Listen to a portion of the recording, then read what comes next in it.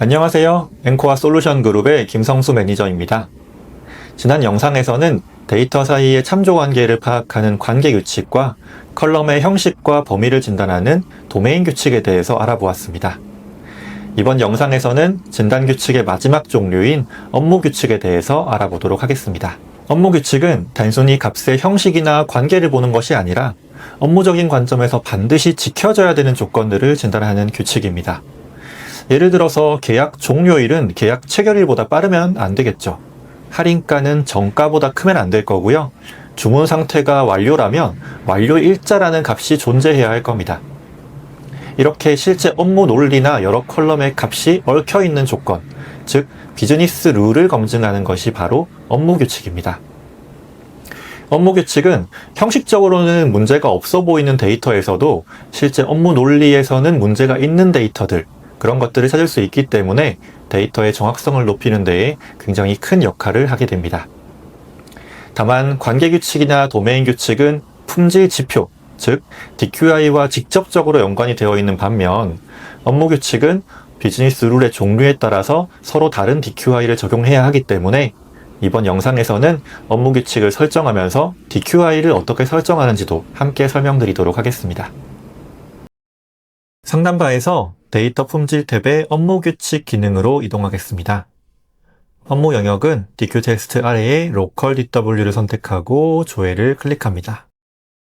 테이블에 여행 기본을 입력하여 검색하겠습니다.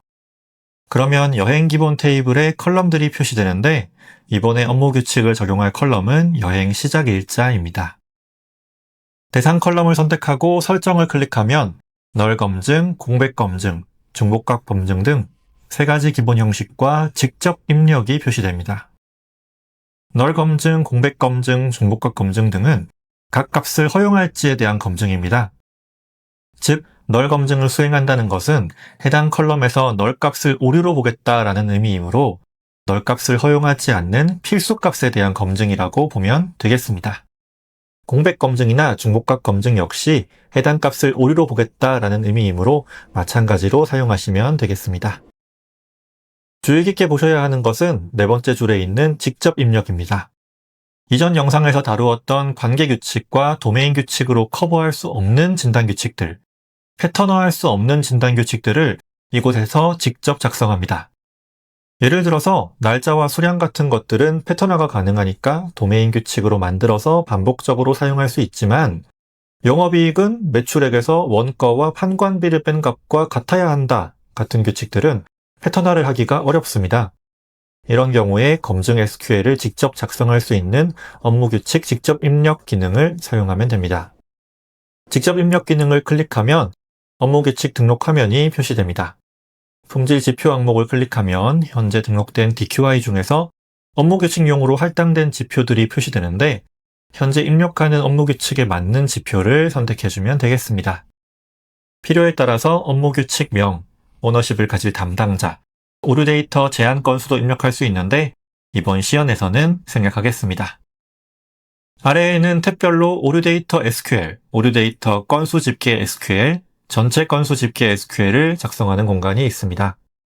기본적으로 작성되어 있는 엔드절 이하에 추가적으로 작성하셔도 되고요.